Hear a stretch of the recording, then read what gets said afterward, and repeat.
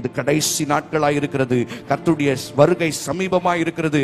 ஒருவேளை இன்னைக்கு உலகத்தார்கள் பேசிக் கொண்டிருக்கிறது போல வரேன் வரேன்னு சொல்றாரு, எங்க வராரு அப்படின்னு இன்னைக்கு உலக ஜனங்களுக்குள்ள இருக்கிற இந்த சந்தேகங்கள், இந்த கேள்விகள் இன்றைக்கு கர்த்தருடைய பிள்ளைகளுடைய இருதயத்துல வர ஆரம்பித்து விட்டது. அதனாலதான் வைராக்கியங்கள் காணாம போயிடுச்சு, விசுவாசம் தனிஞ்சு போயிருச்சு, ஜெப ஜீவியம் குறைஞ்சு போயிடுச்சு. கர்த்தருக்கு ஊழியம் செய்ய வேண்டும் என்ற, கர்த்தருக்கு ஏதாகிலும் ஒன்றை செய்ய வேண்டும், என்னை காப்பாற்றினாரே அவருக்கு நான் ஏதாவது செய்ய வேண்டும் என்ற வாஞ்சை இன்றைக்கு காணாமல் போய்விட்டது. நான் சொல்றேன், கர்த்தருடைய வருகை நிச்சயமாய் சம்பவிக்கும். அல்லேலூயா.